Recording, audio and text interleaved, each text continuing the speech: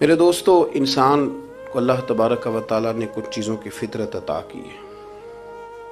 وہ کہیں اپنے آپ کو تکلیف میں محسوس کرتا ہے تو کہیں اپنے آپ کو آسانی میں محسوس کرتا ہے۔ بڑا پڑھا لکھا، سمجھدار، مالدار، وزادار آدمی ہونا، لیکن اس کے کپڑے میلے کچیلے ہوں تو نہ وہ کہیں جانے میں آسانی محسوس کرتا ہے اور نہ کسی کو گھر بلانے میں آسانی محسوس کرتا ہے۔ ایک مفت کا بوجھ اس کی طبیعت پہ ہوتا ہے کہ میرے کپڑے ٹھیک نہیں، مفت کا بوجھ۔ لیکن بندہ بالکل ان پڑھ ہو، سادہ ہو، گھر ٹوٹا ہوا ہو، لیکن اس کے کپڑے ٹھیک ہوں، اٹھنا بیٹھنا، ابھی نہا کے آیا ہو، استری والے کپڑے پہنے ہو، تو کہیں بیٹھتے ہوئے ذرا ہچکچاہٹ نہیں محسوس کرتا۔ آپ خود جب اپنے وہ کپڑے اتار لیتے ہیں نا، ان کو مٹی لگی ہوئی تھی، کہیں گرد لگ گئی تھی، تو خود بھی اپنے آپ کو آسانی میں محسوس کرتے ہیں۔ ورنہ نا وہ ساری محفل میں سب سے زیادہ توجہ اسی بات پہ رہتی ہے کہ میرا بٹن ٹوٹا ہوا ہے، اور وہ جینے نہیں دیتا کہ بٹن جو ٹوٹ گیا ہے، تو بار بار بندے کا خیال ہوتا ہے کہ کدے تک نہ لائے کوئی۔ یہ نفسیاتی مسئلہ ہے، اس کو سمجھیں۔ انسان فطرت کے ہاتھوں بعض اوقات مجبور ہوتا ہے۔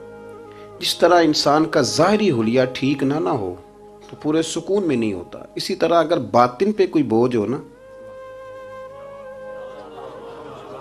یہ تکبر والا بندہ کبھی سکون میں نہیں رہتا، یہ عجب والا، خود پسندی والا بندہ کبھی سکون میں نہیں رہتا۔ بیماری لگ جاتی ہے نا میری طرح کے کچھ لوگوں کو، بزرگوں کی بات نہیں کرتا کہ ہمیں سٹیج پہ ہونا چاہیے، میں چودھری صاحب ہوں، میں مالدار ہوں، میں علاقے کا بڑا ہوں، میں درویش ہوں، میں صوفی ہوں۔ آپ یقین کریں کہ ان کو پیچھے بیٹھ کے محفل سننے کا مزہ ہی نہیں آتا، وہ ساری محفل میں یہی سوچ رہے ہوتے ہیں کہ کدی کوئی اگے ساتھ لے نا۔ یہ بیماری ہے، یہ سکون نہیں لینے دیتی، یہ ایک مسئلہ ہے۔ خود پسندی، حسد، عجب، کبر، یہ مسائل ہیں۔ آپ جو مرضی کر لیں، یہ آپ کو سکون نہیں لینے دیں گے۔ کسی بندے کا یہ ذہن بن جائے نا کہ میں جانا جاؤں، میں پہچانا جاؤں، تو آپ یقین کریں کہ وہ منتیں کرتا ہے کہ یار کوئی مہربانی کرو، میرا بھی ذکر کرو کہیں۔ شیخ سعدی رحمۃ اللہ علیہ فرمایا کرتے تھے کہ لکڑی کو گھن اتنی تیزی سے نہیں کھاتی جتنی بڑے لوگوں کو خوشامد تیزی سے کھا جاتا ہے۔ ان کا بس نہیں چلتا، ورنہ 2 بندے رکھ لیں 8 گھنٹے کی ڈیوٹی پہ کہ میری تعریفیں کیا کرو، بس نہیں چلتا۔ یہ باطن کے جو میل کچیل ہے نا، میرے رسول کریم کا کمال یہ ہے کہ حضور نے نظر کرم سے سارے ہی دور فرما دیے۔ اور محبوب کے اپنوں نے جب نبی پاک سے دلیل مانگی نا کہ آپ اللہ کے نبی ہیں تو اس کی دلیل کیا ہے، اپنوں نے دلیل مانگی، قریش نے۔ اپنوں کو منوانا ذرا مشکل ہوتا ہے نا، بھئی اللہ کا قانون ہے، اس نے چراغ کے بالکل نیچے اندھیرا بنا دیا ہے، اس کا قانون ہے، کیا کیا جائے، نہیں مانتے۔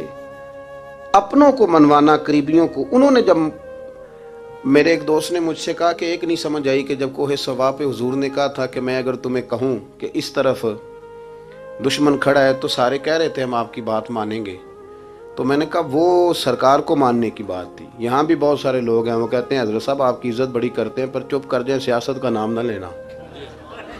میری بات کی سمجھ آ رہی؟ آپ کی عزت بڑی کرتے ہیں پر چپ کر جائیں، آپ نے یہ نہیں کہنا کہ سود نہ کھاؤ، بالکل آپ نے یہ نہیں کہنا کہ چودھری صاحب کے بچے کی شادی پہ بینڈ باجہ نہیں ہونا، کیونکہ ہم تو عزت کرتے ہیں۔ عزت کرنا اور ہوتا ہے اور بات ماننا، ان میں فرق ہوتا ہے نا جی۔ کچھ لوگ حیا کرتے ہیں پر بات، لیکن زیادہ خوشی اسی کی ہوتی ہے جو حیا بھی کرے اور بات بھی مانے۔ تو اپنوں نے جب دلیل مانگی نا کہ آپ اللہ کے رسول ہیں تو اس کی دلیل کیا ہے، تو اللہ کریم نے فرمایا محبوب ان سے فرمائیے فقد لبثت فیکم عمرا من قبلہ، وہ باہر سے تو نہیں نہ آیا، میں نے تمہارے درمیان عمر کا حصہ گزارا ہے، افلا تعقلون، کیا تمہیں عقل نہیں؟ میری طرح کا کوئی سچا ہے تو دکھاؤ، کوئی صادق اور امین ہے تو دکھاؤ۔ تمہارے بیچ نبی کریم کا نا اٹھنا بیٹھنا چلنا پھرنا یہ اس طرح کا تھا کہ کوئی چیز کسی پر بوجھ نہیں بنتی تھی، بلکہ جو دیکھتا جاتا تھا مدینے والے کا غلام بنتا جاتا تھا۔ ہم نا آپ یقین کریں کہ اگر نکل آئے نا، آ جائیں سادگی پہ، سادی زندگی بڑی آسان ہوتی ہے، بڑی آسان۔ یہ جو بچے 4,500 روپیہ لگا کے بال کھڑے کراتے ہیں نا سر پہ، یہ پھر پریشان بھی رہتے ہیں کہ اتنے پیسے لگا دیے دیکھا کسی نے بھی نہیں۔ اور جو بزرگ ابھی آیا نا، اس نے گھاس کاٹی ہے، بھینسوں کو چارہ ڈالا ہے، کپڑے بس اس نے جلدی سے پہن لیے صحیح، اس کو کوئی فکر نہیں، کوئی دیکھے تب بھی ٹھیک ہے، نہ دیکھے تب۔ نبی پاک صلی اللہ علیہ وسلم نے انسان کو کہا کہ اندر کا بوجھ اتار دے ورنہ تیرے لیے جینا مشکل ہو جائے گا. یہ اتار دے اندر کے سارے بوجھ، یہ جھوٹ کا بوجھ، یہ عداوت کا بوجھ، یہ حسد کا بوجھ. اعلیٰ حضرت بریلوی رحمۃ اللہ علیہ ملفوظات شریف میں فرماتے ہیں کہ حسد کرنے والا سامنے والے بندے پہ اعتراض نہیں کرتا، بلکہ حسد کرنے والا اللہ کی تقسیم پہ اعتراض کرتا ہے. وہ کہتے ہیں اسے کو دیا ہے مجھے دینا چاہیے تھا. بحث کرتے ہیں لوگ، اپنے گھر بیٹھ کے دلائل جمع کرتے ہیں. کبھی کسی شخص کے بارے میں آپ ذرا قرآن مجید پڑھیں اور میرے رسول کریم صلی اللہ تعالی وسلم کی احادیث کا مطالعہ کریں. قرآن تو حضرت موسیٰ کی شان بھی بیان کرتا ہے، حضرت یوسف کے تذکرے نہیں بیان کرتا قرآن، جناب عیسیٰ روح اللہ کی عظمت قرآن بیان نہیں کرتا. اعلیٰ حضرت بریلوی رحمۃ اللہ علیہ کے سامنے کسی نے شعر پڑھا کہ شان یوسف جو دبی تو وہ بھی اسی در پہ دبی، تو اعلیٰ حضرت فرمانے لگے تمہیں غلطی لگ گئی ہے، میرے نبی کسی کو دبانے نہیں آئے. تو بندے بڑے حضرت ہوتے ہیں نا جی، اعتراض تو پڑا ہے ابھی باٹتے پہ ہے. تو کہنے لگا جی شعر پہ اعتراض کرنا آسان ہے پر شعر کہنا مشکل ہے. تو فرمانے لگے چلو کہہ بھی دیتے ہیں. اس نے کہا دی اب کہیے. تو فرمانے لگے شعر یوں کہو کہ شان یوسف جو بڑی وہ بھی اسی در سے بڑی، شان یوسف جو بڑی تو وہ بھی اسی. عزت دینے سے آپ کوئی کمزور ہو جائیں گے؟ کوئی نقصان ہو جائے گا کسی کو عزت دینے سے؟ کیا فرق پڑتا ہے؟ لیکن آپ یقین کریں کہ وہ اتنی مصیبت بنی ہے عزت لینے کی، پروٹوکول لینے کی، اپنا آپ منوانے کی، اتنی زیادہ. بلکہ وہ لوگ جن کو بالکل اس چکر میں نہیں پڑنا چاہیے تھا، درویش لوگ، وزیروں کا بھی استقبال ہو رہا ہوتا ہے اور پیروں کا بھی استقبال ہو رہا ہوتا ہے. کوئی وزیر چڑھ جائے روڈ پہ تو رستہ غریب آدمی کو پھر بھی نہیں ملتا، تو کوئی تگڑا پیر چڑھ جائے تو پھر بھی نہیں رستہ ملتا. حالانکہ یہ درویش ہیں، یہ فقیر ہیں، یہ فقر کا درس دیتے ہیں، لیکن چاؤ ہی بڑا ہے. میرے رسول کریم صلی اللہ علیہ وسلم نے سادہ اور سمجھ والا اور عین طبیعت کے مطابق جس میں کسی بندے کو کوئی مشکل نہ ہو. پتہ ہے میرے محبوب کا کمال یہ تھا کہ نبی کریم تک رسائی بڑی آسان تھی. ہر بندہ بڑی آسانی سے پہنچ جاتا، بڑی آسانی سے. بخاری میں بھی حدیث ہے لیکن قاضی اعجاز رحمۃ اللہ تعالی علیہ نے بڑے پیار سے لکھی ہے اور انوکھا رنگ ان کی تحریر میں چھلکتا ہے. حضرت انس بن مالک رضی اللہ تعالیٰ عنہ فرماتے ہیں کہ ملک شام کا ایک شخص حضور کی بارگاہ میں حاضر ہوا اپنے بادشاہ کا کوئی پیغام لے کے. غریب آدمی نا ویسے ہی طبعاً ہی تھوڑا سا مایوس ہوتا ہے، ڈر رہا ہوتا ہے، وہ سہما ہوا ہوتا ہے. لیکن حالات کے سہمے ہوئے لوگوں کو بتا دو حالات بدل جاتے ہیں، ایک جیسے نہیں رہتے. لیکن یہ بیچارے سہمے، یہ ہر جگہ ڈر رہے ہوتے ہیں. یہ آستانوں پہ بھی ڈر کے پیچھے بیٹھے ہوئے ہوتے ہیں، آستانوں پہ بھی پروٹوکول مل رہا ہوتا ہے جس کی جیب تگڑی ہوتی ہے. تو ڈرتے ہیں یہ لوگ اور ان پہ پریشر بڑھا دیا جاتا ہے. کچھ ایسے کام کیے جاتے ہیں جن سے ان کی دلوں پر بوجھ بھی رہتا ہے کہ نہیں یہاں بات کوئی نہیں کرنی. حضرت انس بن مالک رضی اللہ تعالیٰ عنہ فرماتے ہیں جب وہ آیا نا نبی کریم کی بارگاہ میں تو وہ کانپنے لگا. کوئی بات بھی نہیں ہوئی، کوئی ایسا مسئلہ بھی نہیں ہوا، لیکن وہ کانپنے لگا اور تھر تھر کانپنے لگا. تو اللہ کے رسول صلی اللہ علیہ وسلم نے اسے فرمایا کہ کیوں ڈرتے ہو، کیا بات ہے؟ کہنے لگا میں مدینے کی جو ریاست ہے اس کے سربراہ کے پاس آیا ہوں، غریب آدمی ہوں، ڈر لگتا ہے کوئی ایسی بات نہ ہو جائے کہ آپ ناراض ہو جائیں. تو انہوں نے تو دیکھا تھا نا ان لوگوں کو کہ جو جانور کو مالک کی مرضی کے بغیر چھاؤں میں باندھ دیتے تھے تو مار پڑتی تھی. اتنا سیانہ ہو گیا تو مرضی کرے گا، مجھے ڈر لگ رہا ہے. حضرت انس بن مالک کہتے ہیں بات کہاں کی تھی چلی کہاں گئی. اس نے کیا کہا اور پھر جواب میں میرے محبوب نے کیا فرمایا. آپ ذرا بات کا لیول دیکھیں اور حضور کی گفتگو کا سٹیٹس دیکھیں. یہ وہ لوگ، یہ وہ تربیت ہے جو لوگوں کے دلوں اور روحوں تک اترتی ہے. میرے نبی کریم صلی اللہ تعالی علیہ وسلم نے بات سنی تو حضور رو پڑے اور اتنا روئے کہ گھٹنوں کے بل زمین پر بیٹھ گئے. جناب انس بن مالک فرماتے ہیں حضور فرمانے لگے نہ بھائی تو کسی بادشاہ کے پاس نہیں آیا، نہ تو کسی حکمران کے پاس نہیں آیا، تو اس بیٹے کے پاس آیا ہے جس کی ماں گوشت کے خشک ٹکڑے کھا کے بھی رات گزار لیا کرتی. میری ماں تو گوشت کے خشک ٹکڑے کھا کے رات گزار لیتی تھی، نہ تو کسی. حضرت انس بن مالک کہتے ہیں اس نے بات سنی تو وہ بھی رو پڑا اور میں نے سنی تو میں بھی رو پڑا. دوستو رسول کریم دیکھیں نا ہم لوگوں نے کس طرح کا لیول بنایا ہوا ہے. ابھی تک وہ جو دولت کا رٹا ہے تھوڑا بہت وہ ابھی تک چلتا ہے. ابھی تک خاندان کے اندر کوئی بندہ امیر ہو جائے تو چودھری بھی وہی ہوتا ہے، سیانہ بھی، میرا تو خیال ہے پیر بھی وہی ہوتا ہے. شرط یہ ہے کہ اس کے پاس پیسے ہونے چاہیے، وہی شیخ ہوتا ہے، سارا کچھ وہی ہوتا ہے۔ نبی پاک صلی اللہ علیہ وسلم نے ہمیں کہا کہ یہ تمہارے اندر کے بوجھ ہیں، ما حاک فی صدرک، گناہ جو ہوتا ہے یہ کھٹکتا ہے سینے میں، یہ بندے کو پریشان کرتا ہے، بندہ تکلیف میں ہوتا ہے، کسی کو پتہ نہ چل جائے۔ ہم لوگوں نے آہستہ آہستہ کر کے نا احساسات کی دنیا چھوڑ دی ہے، ہمارا مزاج نہیں، چھوٹی چھوٹی باتیں ہوتی ہیں لیکن ہم توجہ نہیں نہ کرتے۔ کوئی اتنا مشکل بات نہیں کہ رات کو بیٹا پھل لے کے آیا تو اپنی بیوی کے کمرے میں چلا گیا۔ لوگ اس کی ماں کو اور اس کے باپ کو یہ بات آسانی سے کہہ دیتے ہیں کہ آپ حوصلہ کریں، دفع کریں، جو کر رہا ہے کرنے دیں، لیکن جس بندے کی کل کمائی اس کا پتر ہو اور بھری جوانی میں جس نے کہا ہو بیوی سے کہ چل میں پرانے کپڑوں پہ عید گزار لوں گا، تو نئے کپڑے بچوں کے لے آ، جس نے 30 سال سعودی عرب میں، دبئی میں، مسقط میں، پردیس میں گزارے ہوں اور وہاں کمبل بھی نہ بدلا ہو کہ چلو بچے میرے پڑ جائیں، اس کی کل کمائی باغ تیرے دی کر کر راکھی، ساری عمر گزاری تو جدوں یہ باغ پکن تے آیا لے گئے اور وپاری، تو وہ پھر جا کے تو 6 کنوں رکھ کے پلیٹ میں اپنی بیوی سے کہتا ہے جا ابا جی کو دے آ۔ یہ کہنا آسان ہے باپ کو کہ تو صبر کر، حوصلہ کر، پر وہ باپ جب پیچھے پلٹ کے دیکھتا ہے تو کہتا ہے دنیا نے تو تجھے تحفہ دیا ہوگا، میں نے تو جوانی تجھے دے دی، خوشیاں ساری تیرے نام کر دی اور تو میرے ساتھ یہ سلوک کرنے چلا۔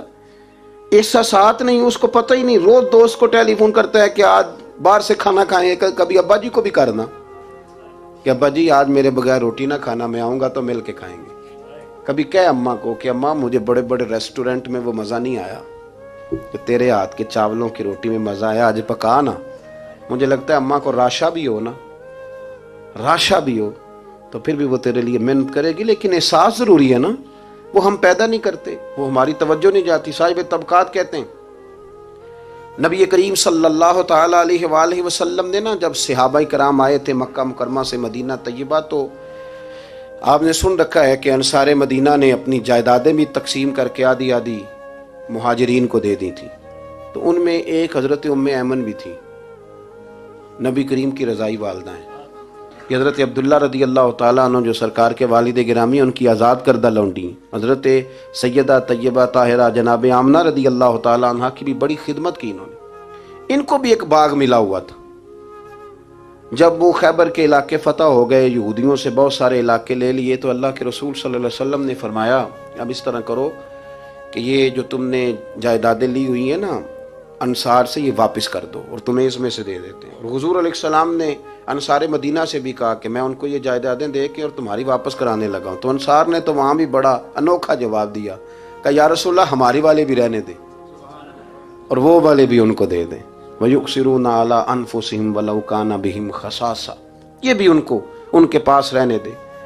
محبوب نے فرمایا نہیں، میرا فیصلہ یہی ہے۔ حضرت ام ایمن رضی اللہ تعالیٰ عنہ کے حصے میں ایک باغ آیا ہوا تھا، تو محبوب کریم سید عالم صلی اللہ علیہ وسلم نے کہا اماں جی آپ کو کوئی اور باغ دے دیتے ہیں، یہ والا باغ واپس کر دیں۔ سیدھی سادی بی بی تھی، ناز تھا کہ میں نے حضور کی خدمت کی ہے بچپن میں، ناز تھا، کہنے لگی میں تو نہیں واپس کرتی، یہ ناز ہے، ورنہ حضور کو کوئی انکار کر سکتا، میں تو نہیں واپس کرتی۔ حضرت عائشہ صدیقہ رضی اللہ تعالیٰ عنہ فرمانے لگی اماں جی یہ آپ کیا کہہ رہی ہیں؟ حضور فرمانے لگے عائشہ آپ خاموش ہو جائیں، یہ بڑھاپا ہے، اس کے احساسات ہیں، اس کے جذبات ہیں۔ آپ یقین کریں کئی دفعہ بوڑھے بیچارے نا درد سے بات نہیں بتاتے کسی کو، وہ کہتے ہیں کیا کریں، کپڑا اٹھائیں تاکہ پیٹ ننگا ہو جائے، کیسے بات کریں۔ نبی کریم سید عالم علیہ الصلوۃ والسلام اماں جی کے قریب گئے، کہا اماں جی میرے ساتھ چلو ایک دفعہ باغ دیکھ تو لو۔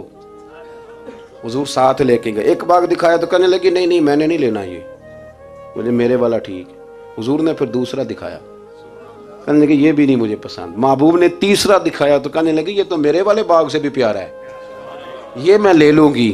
جب وہ مسکرائیں تو حضرت عائشہ کہتی ہیں میں نے حضور کی آنکھوں میں آنسو دیکھے، فرمایا الحمدللہ اس کا دل نہ راضی ہو گیا ہے۔ یہ طریقہ ہے میرے عزیز، تھوڑے احساسات تو پیدا کریں، تھوڑے اپنے جذبات۔ کتنی خود غرضی والی زندگی ہے کہ مجھے صرف میرا ہی خیال ہے، اور جو جہاں بیٹھا ہے نا، پتہ ہے ہم پریشان زیادہ کیوں ہیں؟ میں مولوی ہوں تو میں سارا دن یہی تقریریں کرتا ہوں، لوگ مولویوں کی عزت نہیں کرتے، لوگ مولویوں کی عزت نہیں کرتے، تو میں کہتا ہوں چھوڑیں یہ رٹا، عزت مانگنے کی کیا ضرورت ہے؟ اب منت مانگ کے عزت کرانی ہے؟ چھوڑیں، کوئی ضروری ہے؟ میں اس طرح کرتا ہوں کہ میں عزت کرنی شروع کر دیتا ہوں، میں کرتا ہوں نا 15-20 علماء کی عزت، چلو ہم آپس میں شروع کر لیتے ہیں، تو خود بخود باقی بھی مسئلہ ٹھیک ہو جائے. بوڑھے لوگ ہر وقت شکایت کرتے ہیں عزت نہیں کی جاتی، عزت کیوں آپ بھیک مانگتے ہیں؟ کیا ضرورت؟ پیار دینا شروع کریں، روز بروز مطالبہ کرنا کہ میری خدمت کرو، میرے پیچھے چلو، اس سے تو دقت پیدا ہوتی، انسان تکلیف میں رہتا ہے. میرے رسول کریم علیہ السلام خیال رکھتے، چھوٹے چھوٹے بچوں کے جذبات کا بھی خیال کرتے، بوڑھوں کے جذبات کا بھی خیال کرتے. نبی کریم صلی اللہ علیہ وسلم ہر شخص کے بارے میں ایسا نظریہ رکھتے کہ جس سے قوم کو سکون ہوتا، دلوں کے اندر اطمینان پیدا ہوتا. حضرت عائشہ صدیقہ رضی اللہ تعالیٰ عنہ فرماتے ہیں ایک دن گھر میں تشریف فرماتے اور طبیعت مبارک میں نا بڑی، میں دیکھ رہی تھی کہ بڑا حشاش بشاش ہے سرکار کا مزاج، بڑی خوبصورتی. آج غم امت میں حضور اس طرح پریشان نہیں جیسے اکثر ہوتے ہیں. آپ فرماتی ہیں باتیں چل رہی تھی تو بیٹھے بیٹھے حضور فرمانے لگے کہ عائشہ میں تمہیں بتاؤں تم مجھ سے راضی کب ہوتی ہو اور ناراض کب ہوتی ہو؟ کہتے میں نے عرض کی یا رسول اللہ میں اور آپ سے ناراض. فرمایا چل سن تو لینا، سن تو لینا، ذرا بات سننا، ذرا سن تو لے، سننا. عرض کی یا رسول اللہ حکم فرمائیں. فرمایا تم کبھی کبھی قسم اٹھاتی ہو، ذرا احساس کی شدت دیکھی، لفظوں اور جملوں کا خیال رکھنا، سامنے والے کا اسے آسانی دینا.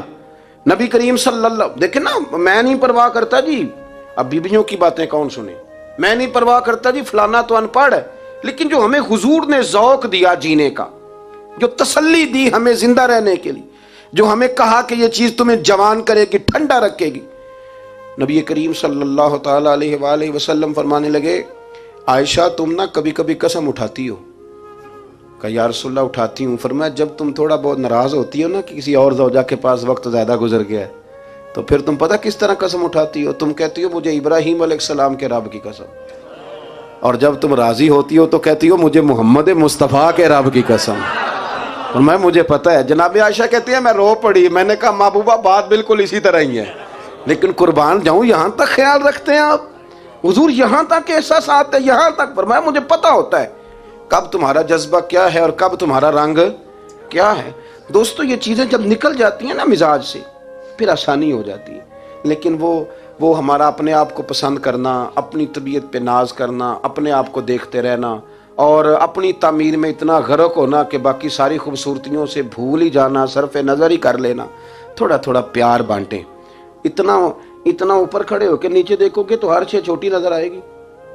کبھی کبھی نیچے کھڑے ہو کے بھی اوپر دیکھیں، انشاءاللہ بڑے بڑے قد والے لوگ دنیا میں ملیں گے، بڑے بڑے قد والے. بہت سارے لوگ مجھے کہتے ہیں جی کامل پیر نہیں ملتا.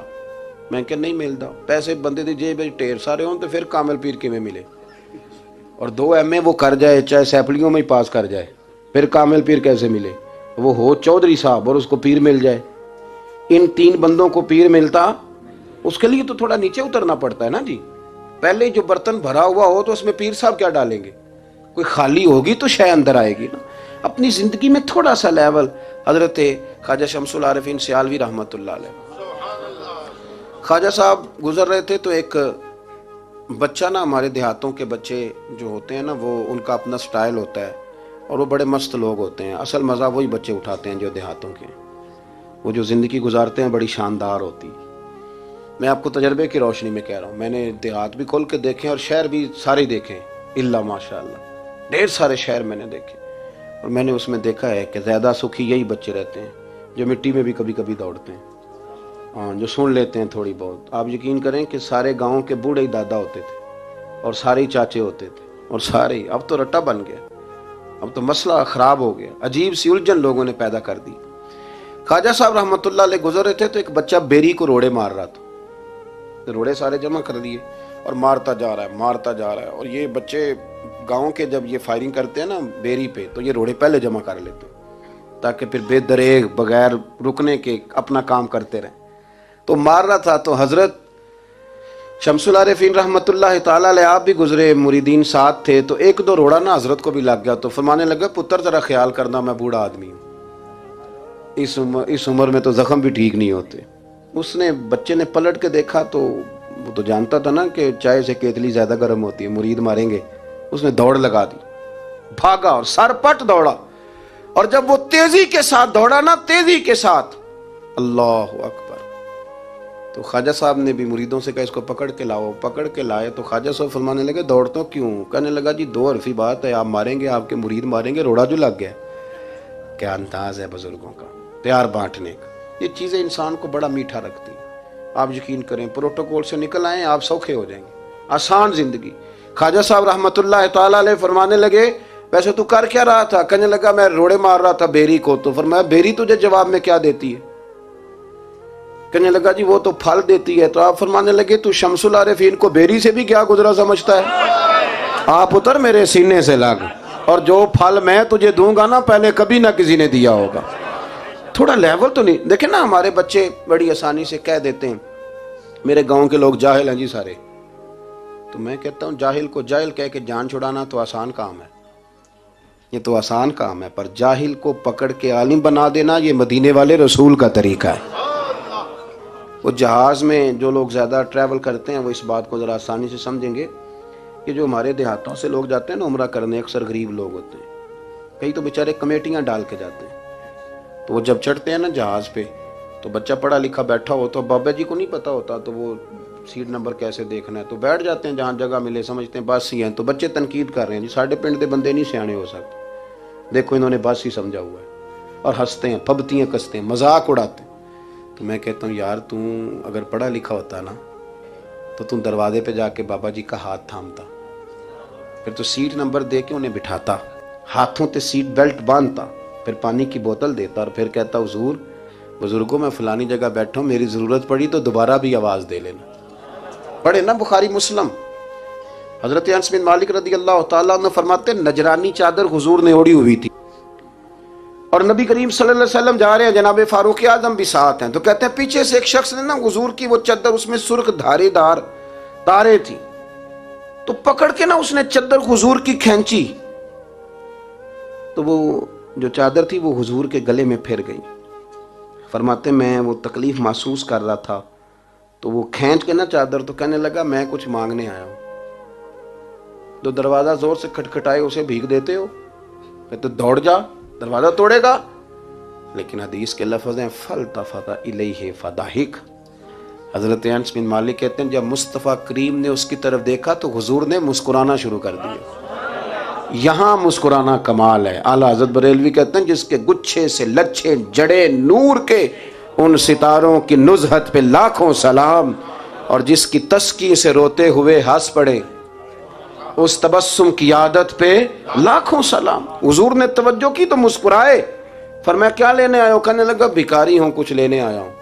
چادریں کھینچ کے مانگ رہا ہے، تو نبی کریم علیہ السلام نے دیا کتنا؟ میرے کریم سے گر قطرہ کسی نے مانگا دریا بہا دیے ہیں، در بے بہا دیے ہیں۔ نبی کریم نے فرمایا یہ دو پہاڑیوں کے درمیان جتنی بکریاں کھڑی ہیں ساری اسے دے دو، دو پہاڑیوں کے درمیان جتنی بکریاں کھڑی ہیں ساری اسے۔ وہ آیا تھا تو اسے ادب آداب بھی نہیں آتے تھے، مانگنے کا طریقہ بھی نہیں آتا تھا، لیکن گاؤں گیا تو جا کے دین کا مبلغ بن گیا۔ کیا تبلیغ کرتا ہے؟ کہتا ہو لوگوں غربتوں سے پریشان لوگوں آؤ میرے ساتھ، میں تمہیں مدینے لے چلوں۔ میرے رسول اتنا دیتے ہیں، اتنا دیتے ہیں کہ غربت کا ڈر بھی نکل جاتا ہے۔ جب طبیعت کے اندر انسان کے ایک مزاج بن جائے نا، آپ یقین کریں یہ بڑے ٹھنڈے لوگ، مست لوگ، پرواہ کوئی نہیں۔ ورنہ بہت سارے ایسے لوگ ہیں بیچارے زندگی میں جو دوسروں کو سیدھا کرتے کرتے نا خود بڑے ٹیڑے ہو گئے، حالات خراب ہو گئے۔ امام احمد بن حنبل وہ روایت لائے ہیں، جب ایک شخص نے آ کے حضرت عمر سے کہا تھا میں تقریر کرنا چاہتا ہوں، تو فرمایا تو نہ کرنا۔ اس نے کہا حضور میں پڑھا لکھا ہوں کیوں نہ کروں؟ فرمایا جب تو ممبر پہ بیٹھ کے واز کرے گا تو بہت سارے لوگوں کو گنہگار بھی تو سمجھے گا نا، تو تیرا اپنا کیا بنے گا؟ یہ بھی تو بتا نا، کہ پھر تیرے اندر کے لیول کا کیا بنے گا؟ اپنے آپ کو نا ان قباحتوں سے، اگر آپ کے کپڑے ٹھیک نہیں، آپ سکون میں نہیں ہیں، تو آپ کے اندر میل ہو تکبر کی، حسد کی، غیبت کی، چغلی کی، اور سب سے بڑی بدگمانی کی، برا سوچنے کی، پھر آپ کہیں کہ میں سکون سے۔ آپ یقین کریں ہمارا کوئی مخلص دوست اس لیے نہیں ہوتا کہ ہم کسی کو مخلص سمجھتے ہی نہیں۔